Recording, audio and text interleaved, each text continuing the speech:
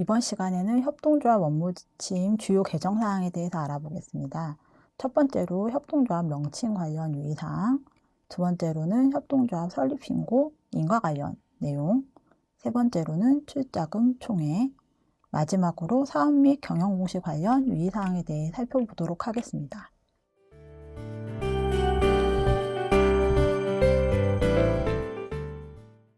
협동조합 명칭에는 반드시 협동조합을 포함하여야 합니다. 협동조합이라는 명칭의 위치는 앞 또는 뒤 모두 가능하지만 신고시와 등기시에 그 위치가 동일하여야 합니다. 그리고 협동조합 앞 또는 뒤에 붙는 협동조합 고유 명칭에는 한글 또는 한글 영문을 변기할 수 있습니다. 가령 F협동조합 또는 F협동조합 괄호하고 영문을 변기하는 표기는 가능하지만 여기 참고 표시에 보듯이 F협동조합, 그러니까 영문과 한글의 변기는 안 됩니다. 그리고 협동조합 기본법에 따른 신고수리 또는 인가를 받지 않고 협동조합이나 사회적 협동조합이라는 명칭을 쓰는 것은 불가하고요. 만약 수리 또는 인가를 받지 않은 상황에서 협동조합 또는 사회적 협동조합이라는 명칭을 사용할 경우에는 과태료를 부과받게 되니 유의하시기 바랍니다. 또한 중복 또는 혼동되는 명칭을 사용하는 것을 금지하고 있습니다. 이는 전국에서 동일한 명칭이 있으면 안 된다는 의미는 아니고요. 동일한 특별시, 광역시, 특별자치시, 시군구에서 다른 협동조합 등이 등기한 명칭을 사용하는 것을 금지하고 있습니다. 따라서 시도 및 중앙부처는 협동조합 또는 사회적 협동조합의 설립신고 및 설립인가 신청 시에 명칭 중복 여부를 반드시 먼저 확인하셔야 합니다. 이는 대법원 인터넷 등기소에서 검색하여 동일 명칭의 협동조합이 기설립되어 있는지를 확인하실 수 있습니다. 명칭을 정할 때 유의하셔야 되는 사항들에 대해서 살펴보면 다음과 같습니다. 사업구역과 사업분야, 조합원 구성을 함께 씀으로써 다른 협동조합과 구별되는 명칭을 사용해서 혼동을 최소화할 수 있고요. 또한 전체를 대표하거나 연합회로 오인할 수 있는 명칭도 사용이 금지되므로 유의하셔야 합니다. 가령 협동조합 중앙회, 중앙협회 협동조합, 전국연대 협동조합 같은 명칭은 사용하시는 것을 지양하시는 게 좋습니다. 다른 협동조합의 명칭과 중복되거나 혼동되는 명칭을 사용하실 경우에 역시 200만 원 이하의 과태료가 부과되는 사항이므로 유의하셔야겠고요. 중복되거나 혼동되는 명칭의 협동조합이 설립되었을 경우에 특별한 사정이 없는 한 나중에 설립된 협동조합에 대해서 시정명령 후 불응 시 시도지사 권한으로 과태료를 부과할 수 있겠습니다.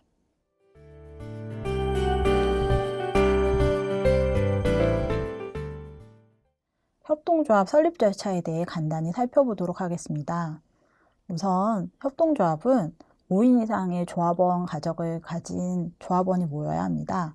조합원 자격에는 제한이 없고요. 자연인 혹은 법인도 가능합니다. 발기인이 5인 이상 모이면 발기인들이 정관을 작성하게 됩니다. 발기인으로 모인 5인 이상의 조합원 자격을 가진 자는 정관 말미에 기명 날인을 하셔야 합니다. 발기인들은 조합의 결성 목적에 동의하는 설립동의자를 모집하게 되고요. 설립동의자들은 발기인에게 설립동의서를 제출하면서 조합에 참여할 수 있게 됩니다. 그리고 나서 창립총회 개최 7일 전까지 창립총회 공고를 하셔야 되고요. 창립총회가 개최된 이후에 설립신고 혹은 인가신청을 하시게 됩니다. 설립신고나 인가신청은 발기인 또는 설립동의자가 일반협동조합의 경우에는 주사무소 소재지 관할 시도지사에게, 사회적 협동조합의 경우에는 소관 중앙행정기관의 장에게 설립 신청서 혹은 설립인가 신청 서류를 제출하게 됩니다.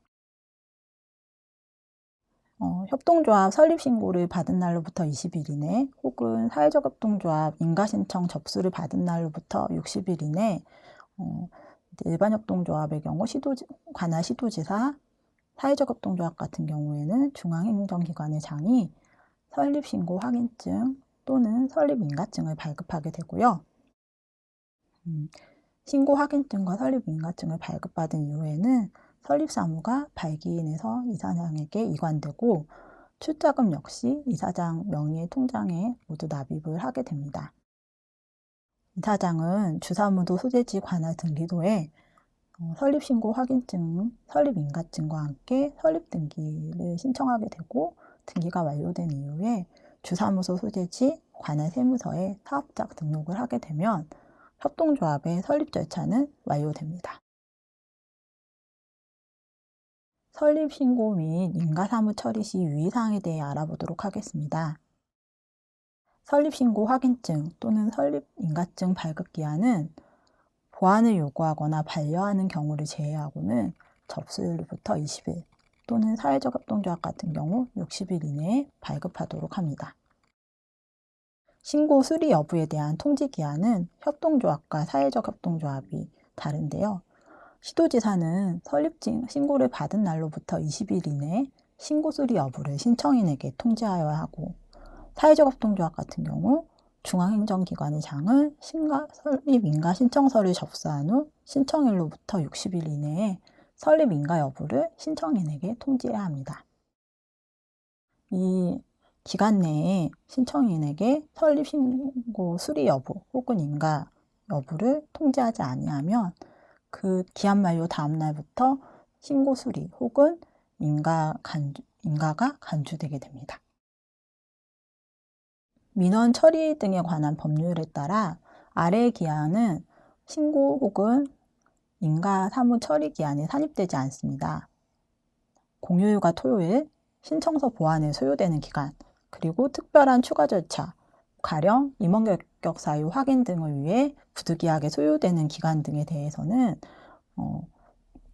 신고 수리 혹은 인가 처리 기한으로 설정된 20일 또는 60일 이내의 기한 산입에 포함되지 않습니다. 신청인이 설립신고를 한다고 해서 모든 협동조합이 설립신고 수리가 되는 것은 아닙니다. 법상으로 설립신고 반려가 가능한 사항들이 있습니다. 협동조합의 설립 절차가 법령에 위반되는 경우, 정관과 사업계획서의 내용이 법령에 위반되는 경우, 그리고 기관의 보완 요구에도 불구하고 정해진 기간 내에 보완하지 않는 경우에는 설립신고 반려가 가능합니다. 설립신고 혹은 설립인가 신청 서류들에 대해서 각각의 공통 확인 사항에 대해 살펴보도록 하겠습니다. 우선 협동조합 설립신고서, 사회적 협동조합 인가신청서는 시행규칙 별지 서식으로 규정되어 있습니다. 그래서 반드시 서식을 준수하셔야 하고요. 협동조합을 설립하고자 하는 자가 설립신고인 혹은 인가신청인이 되어야 하므로 발기인 또는 설립동의자 중 1인이 신청서상 설립신고인, 인가신청인이 됩니다. 가끔가다 행정사가 설립신청인으로 이제 기입이 되는 경우가 있는데요. 행정사는 설립신청인이 될 수 없습니다. 두 번째로 정관에 대해 살펴보도록 하겠습니다. 정관은 협동조합의 조직 형태, 그리고 협동조합의 운영 방법, 사업에 대한 내용들을 규정하고 있는 협동조합의 기본적인 자치법규입니다. 법정 서식은 없고 제출하실 때 사본 제출도 가능합니다. 다만 주요 확인사항은 법 내용을 준수하셔야 하는데요. 우선적으로 확인하셔야 될 사항은 정관 필수 기재사항인 법 제16조 1항 각 호의 사항들이 정관에 모두 포함되어 있는지를 확인하셔야 합니다. 그리고 아까 살펴보았던 협동조합의 명칭 등 내용이 법령에 적합한지 여부를 보셔야 합니다. 그리고 사업 부분에서는 법 제45조 제1항 각 호의 사업, 협동조합 필수 사업이라고 하는 사업이 포함되어야 합니다. 이 협동조합 필수 사업은 협동조합의 기본적인 내용을 규율하고 있는데요. 이 부분은 반드시 사업에 포함이 되었는지를 확인하셔야 합니다. 그리고 협동조합의 사업의 내용이 금융 및 보험업을 포함하고 있다라고 하면 이 부분 역시 협동조합 기본법에 위배되는 사항이기 때문에 금융 및 보험업과 관련된 업종이 협동조합 사업으로 들어가 있는지 여부를 확인하셔야 합니다. 마지막으로 형식적인 요건인데요. 정관 말미에 5인 이상의 발기인 전원이 기명 날인했는지 여부를 확인하셔야 할 것 같습니다. 창립총회 개최 공고문이 세 번째 서류입니다. 역시 법정 서식은 없습니다. 다만 창립총회의 일시 및 장소, 조합원의 자격 요건, 창립총회 의결사항이 포함되어 있는지를 확인하셔야 합니다. 특히 첫 번째 필수 포함 사항은 반드시 들어가 있는지 확인하셔야 하고, 두 번째로 공고기간을 확인하셔야 합니다. 공고기간은 7일 이상으로 법에 규정되어 있는데요.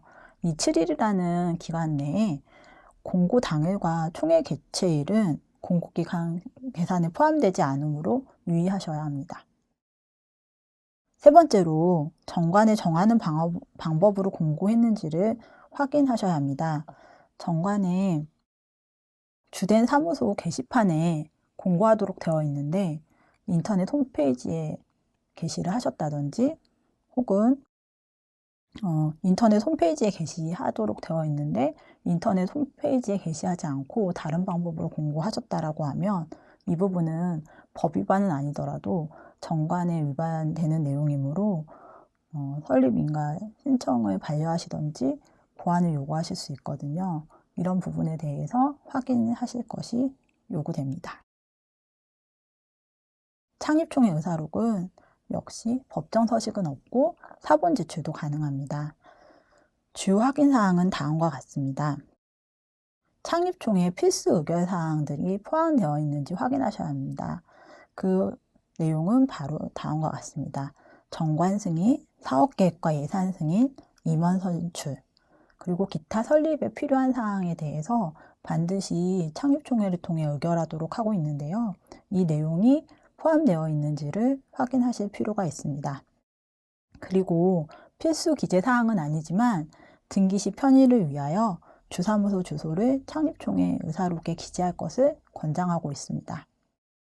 그리고 현장에서 많이 틀리시는 부분이 임원의 선출 방법과 관련되는 내용입니다. 임원의 선출 역시도 협동조합 기본법에 부합하셔야 하는데요. 법 제34조에 의한 사항과 그리고 협동조합 각각이 자치적으로 정관에 정한 협동조합 임원 선출 방법에 합치하는 방법으로 임원을 선출했는지를 의사록을 통해 확인하셔야 합니다. 법 제34조에 따르면 협동조합 임원은 이사 먼저 선임한 이후에 이사 중에 이사장을 선출하도록 되어 있습니다. 따라서 이사장과 이사를 동시에 선출한다든지 혹은 이사장을 먼저 선출한 이후에 이사를 선출하는 식으로 의사록에 규정되어 있다면 이는 협동조합 기본법에 위반하는 내용입니다. 그리고 기본법뿐만 아니라 정관에 합치하는 방법으로 임원을 선출해야 합니다. 가령 정관에는 조합원 외의 자를 임원으로 선출하는 것을 금지하고 있는데 조합원 외의 자를 임원으로 선출한다든지 정관에는 이사를 반드시 4명 이상 선출하도록 되어 있는데 3명만 선출한다고 하는 경우에는 협동조합 기본법 위반은 아니지만 정관 위배 사항이므로 이 역시 보완을 요청하셔야 합니다. 다섯 번째로 임원 명부에 대해 말씀드리겠습니다. 임원 명부는 시행규칙 별지제 3호 서식으로 법정 서식이기 때문에 반드시 서식을 준수하도록 하셔야 합니다. 그리고 임원은 반드시 이사장 1명을 포함한 3명 이상의 이사와 1명 이상의 감사로 구성되어야 하기 때문에 이 법정 최소 정수를 지키고 있는지를 확인하셔야 합니다. 또한 아까 의사록에서 설명드렸다시피 이사장은 반드시 이사 중에서 선출해야 된다는 점 유의하셔야 하고요. 그리고 세 번째로 법인이 협동조합의 임원인 경우에는 직무수행 대행자의 정보를 기재하면 됩니다. 이 부분은 사회적 협동조합에는 해당하지 않습니다. 사회적 협동조합 같은 경우에 법인인 조합원은 가능하지만 법인인 조합원이 임원이 되는 것은 불가하기 때문에 이 세 번째 항목 같은 경우에는 협동조합만 가능한 상황이라는 것을 유의하셔야 됩니다. 그리고 네 번째로 행정기관에서는 임원 명부에 제출한 임원들이 협동조합 기본법 제36조에 규정된 임원 결격 사유에 해당하는 자인지 여부를 확인하셔야 합니다. 이 부분에 대한 자세한 사항은 업무 지침을 통해 확인하실 수 있습니다. 사업계획서는 협동조합, 사회적 협동조합 모두 가장 중요한 서류 중에 하나인데요. 역시 시행규칙 별지 서식으로 규정되어 있어서 관련 서식을 준수하셔야 합니다. 행정기관에서 주요 확인해야 될 사항들은 각각 다음과 같습니다. 사업계획서에 기재된 사업의 명칭은 협동조합의 정관에 기재된 사업 내용과 완벽히 일치해야 합니다. 가끔 가다 보면 명칭이 다르게 들어간다든지 정관에 기재된 사업 명칭이 사업계획서에는 없다든지 혹은 사업계획서에 기재된 사업 내용이 정관에 없는 경우가 있는데요. 이는 모두 다 보완을 요청하셔야 되는 상황입니다. 그리고 법 제45조에 규정된 협동조합 필수 사업 3가지가 반드시 기타 사업으로 포함이 되어 있어야 하고 그리고 사업 내용에 금융 및 보험업이 포함되면 안 됩니다. 그리고 사업계획서에는 협동조합 정관에 규정된 모든 사업에 대한 사업 추진 계획 및 예산 산출 근거가 기재되어 있어야 합니다. 이 부분을 지키지 않으신 경우에는 보완을 요청하셔야 합니다. 그리고 예산이 없는 경우가 있습니다. 그래서 지금 비예산 사업으로 올해 진행을 하신다든지 아니면은 앞으로 몇 년 안에 진행할 사업이어서 이제 예산을 이제 적을 수 없다라든지 이런 케이스가 있을 수 있는데요. 이런 부분의 경우에는 그럼에도 불구하고 사업계획서에 예산이 없으면 비예산이라고라도 표시를 해주시고 반드시 향후에 어떻게 추진할 것인지를 추진계획 혹은 세부사업계획서에 자세히 기입을 해주셔야 합니다. 수입지출 예산서 역시 시행규칙 서식이 있어서 반드시 서식을 준수할 것을 말씀드리고요. 수입지출 예산서 역시 정관과 사업계획서와의 일관성이 중시가 됩니다. 그래서 보셔야 될 사항은 다음과 같습니다. 수입과 지출의 합계 금액은 일치하여야 하고요. 사업계획서상 해당 연도에 수행하는 사업에 대한 수입과 지출 내역은 모두 기재하셔야 합니다. 설립신고 그리고 설립인가 신청 서류에서 주요하게 확인하셔야 될 사항 중에 하나는 사업의 일관성 여부입니다. 그러니까 계획 단계에서 이 협동조합의 신고를 수리할 것인지 그리고 설립을 인가할 것인지 여부의 판단은 결과적으로는 이 해당 협동조합이 얼마나 구체적인 사업 계획을 가지고 있으며 실제로 설립이 돼서 활동할 수 있는지 여부를 확인하는 부분이라고 할 수 있습니다. 이런 부분에 있어서 사업 내용의 확인과 그 사업 내용의 구체성은 사업계획서, 수입지출예산서, 정관상의 주사업 계획에 따라 좌우가 될 수 있을 텐데요. 그렇기 때문에 정관과 사업계획서, 수입지출예산서상의 사업의 일관성이 가장 중요한 체크포인트가 되겠습니다. 8번째로 출자자 명부가 제출 서류 중에 하나입니다. 법정 서식은 없지만 반드시 들어가야 할 내용은 다음과 같습니다. 출자 일자당 금액, 그리고 조합원 개인별 출자 자수, 전체 총 출자 금액이 반드시 기재되어야 합니다. 주요 확인사항은 출자 한자의 금액이 모두 균일한지, 그리고 모든 조합원이 한자 이상 출자하고 있는지 여부입니다. 그리고 협동조합 주요 특성상 조합원 1인의 출자자 수가 총 출자자 수의 30%를 초과하면 안 됩니다.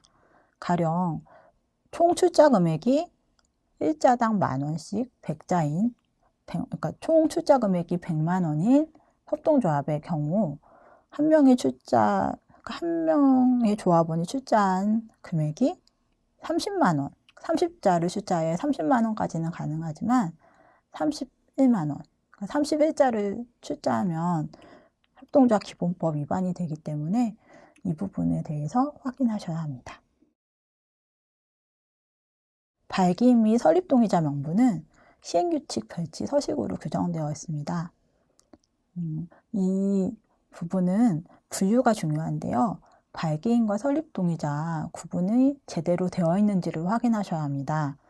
정관 말미에 발기인으로 기명 날인하신 분들은 발기인으로 기재되어야 하고, 정관에 기명 날인하지 않지만 조합원으로 참여하고 계신 분들은 설립동의자로 분류해서 기재하셨는지 여부를 확인하시면 되겠습니다. 합병 또는 분할을 의견한 총회의 의사록 같은 경우에는 모든 협동조합에 해당하는 것은 아니고요. 합병 또는 분할 관련 신청을 한 해당 협동조합에만 관련되는 내용입니다. 신고, 인가, 서류 확인 시 유의사항에 대해서 말씀드리겠습니다. 정관과 창립총회 의사록 등 제출 서류는 반드시 원본을 제출하실 필요는 없습니다. 다만 사본을 제출하실 경우에는 원본과 동일함을 확인하기 위한 원본 대조필 도장을 반드시 날인하여 제출하셔야 합니다. 신청받으신 서류에 사본 등이 제출이 되어 있는데 대조필 도장이 없는 경우에는 도장을 날인해서 제출하도록 신청인에게 안내해 주실 것을 권장하고 있습니다. 그리고 아까 설명드렸다시피 정관과 사업계획서, 수입지출예산서상의 사업 내용은 일관성이 있어야 합니다. 그래서 정관에 들어간 사업 명칭이 사업계획서나 수입지출예산서상에 다르게 들어가 있다든지, 사업계획서에 기재된 사업 예산이 수입지출예산서의 예산 내용과 다르다든지 하는 일관성 없는 부분이 있다고 하면 서류 보완 요청을 통해 일치하도록 수정하실 것을 요청하실 수 있겠습니다. 잘못된 작성 예인데요. 정관에 없는 사업이 사업계획서나 수입지출예산서에 들어가 있다던가, 정관과 사업계획서, 수입지출예산서상의 사업 명칭을 다르게 작성하시는 경우에는 신청인에게 서류 보완 요청을 통해 사업 간의 일관성을 갖추도록 요청하실 수 있습니다.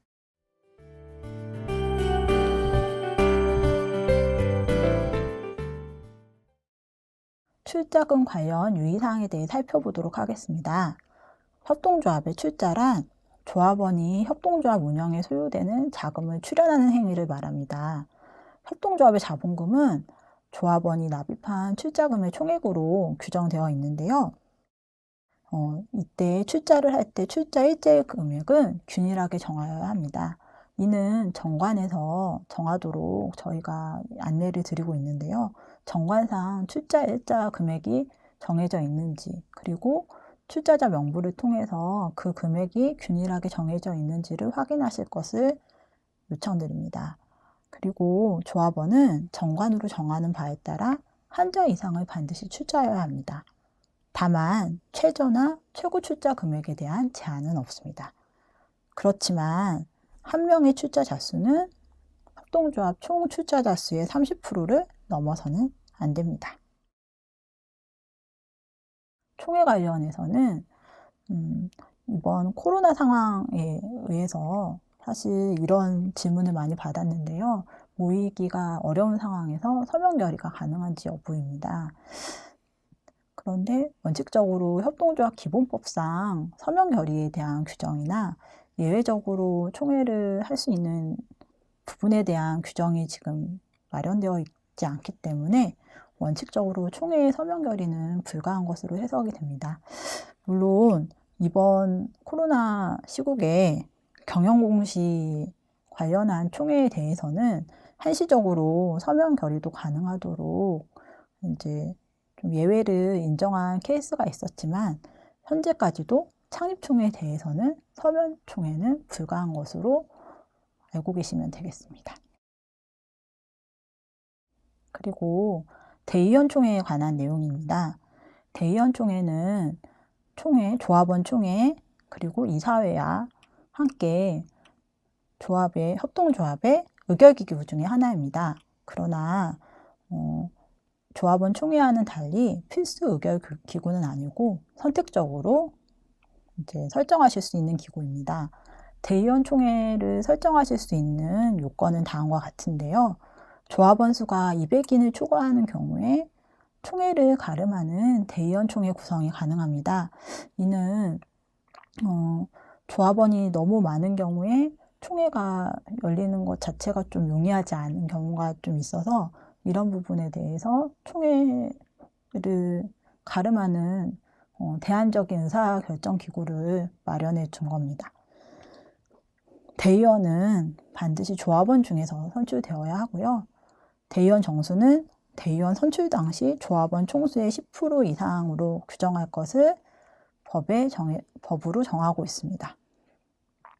그래서 예를 들면 200인을 초과하는 경우이기 때문에 조합원이 201명인 협동조합에 대해서 대의원 총회가 구성이 될 경우에 법정 최저 대의원 정수는 21명이 되겠죠. 그래서 대의원 정수의 최소 인원은 21명입니다. 그리고 대의원의 의결권 및 선거권은 조합원 의결권과 다르게 대리인이 행사할 수 없다는 점을 유의하셔야겠습니다.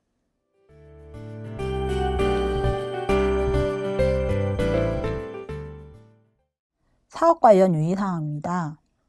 주사업에 대해서는 조합의 설립 목적을 달성하기 위해서 필요한 사업을 자율적으로 정하실 수 있습니다. 사업의 내용은 정관의 주사업 내용으로 설정하시면 되고요. 행정기관에서는 정관상 사업이 과연 조합의 설립 목적을 달성하기 위해서 필요한 사업인지 여부를 확인하셔야겠습니다. 그리고 여러 번 설명드렸다시피 필수적으로 포함해야 되는 협동조합 필수 사업에 대해서 말씀드릴 건데요. 이거는 크게 3가지입니다. 조합원과 직원에 대한 상담, 교육, 훈련 및 정보 제공 사업, 그리고 협동조합 간 협력을 위한 사업, 마지막으로 협동조합의 홍보 및 지역사회를 위한 사업.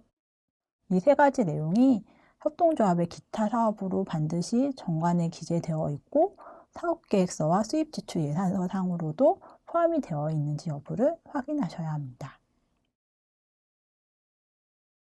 사업 관련해서 유의하실 부분은 또 있는데요. 협동조합 기본법상으로는 금융 및 보험업을 제외한 전업종에 대해서 협동조합 사업을 진행하실 수 있도록 안내하고 있으나 사업을 실제로 개시하기 위해서는 관련 업종에 따라 면허 및 허가를 받아야 하는 일들이 있습니다. 가령 영유아 보육법, 여객 자동차 운수사업법, 의료법, 경비업법 등에서는 법에 따른 면허 및 허가가 없다면 사업을 시행하시기 어려운 케이스가 있는데요. 이런 경우에는 반드시 이 부분까지 해결하시고 진행하셔야 사업을 수행하실 수 있겠습니다. 그리고 협동조합 기본법에서는 제한하고 있지 않지만 관련 법령에 의해서 협동조합이 참여가 불가능한 업종들도 있습니다. 예를 들자면 협동조합은 농지법에 따른 농지구입이 불가능하고 의료법에 따라서는 안마을 운영이 불가능하고 그리고 계속 설명드렸다시피 금융 및 보험업은 영위할 수가 없습니다. 이런 부분에 제한이 있다는 것을 유의하시고 사업 진행 시 참고하셔야겠습니다. 협동조합은 일정 요건을 충족하실 경우에는 반드시 경영공시를 하셔야 합니다. 공시 대상은 다음과 같은데요. 조합원 수가 200인 이상인 경우 혹은 직전 사업연도 사업결산 보고서에 적힌 출자금 납입 총액이 30억 원 이상인 경우에는 반드시 협동조합 경영공시를 이행하셔야 합니다. 그리고 공시 대상이 아니더라도 자율적으로 공시를 진행하실 수도 있는데요. 특히 우선출자를 발행하고자 하는 협동조합은 경영공시를 실시하셔야 우선출자 발행이 가능하므로 이 부분을 유의하셔야겠습니다. 경영공시는 반드시 해야 되는 시기 및 방법이 정해져 있습니다. 경영공시는 매 회계연도 결산일로부터 4개월 이내에 공시하셔야 하고요. 공시는 협동조합 홈페이지에 하시면 됩니다.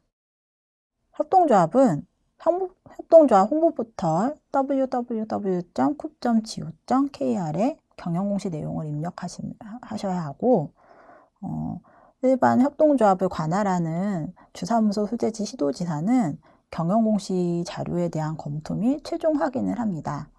그리고 한국사회적기업진흥원은 경영공시 입력 내용을 지원함과 함께 후속적으로 경영공시 내용을 검토한 이후 시정조치 혹은 관련 조치가 필요한 대상을 확인하고 그런 부분에 대한 내용을 전달하게 됩니다. 그리고 마지막으로 기획지정부는 경영공시 가이드라인 작성 및 교육 등을 총괄하고 있습니다. 경영공시 업무를 진행하실 때 유의사항에 대해 살펴보도록 하겠습니다. 관할 협동조합의 정관, 사업결산 보고서, 그리고 총회 자료 등 경영공시 자료의 첨부가 제대로 되어 있는지 여부를 1차적으로 확인하셔야 하고요. 두 번째로는 경영공시 첨부 자료와 시스템에 입력한 데이터가 일치하는지 여부를 확인하셔야 합니다. 이렇게 자료를 검토하신 이후에 미비한 사항은 해당 협동조합에 통보해서 보완하도록 하시고 이렇게 보완된 자료가 있는지 보완이 제대로 됐는지를 확인하신과 동시에 관할 협동조합 중에서 경영공시 의무를 준수하지 않는 기관이 있는지 여부까지도 확인하셔야 하겠습니다.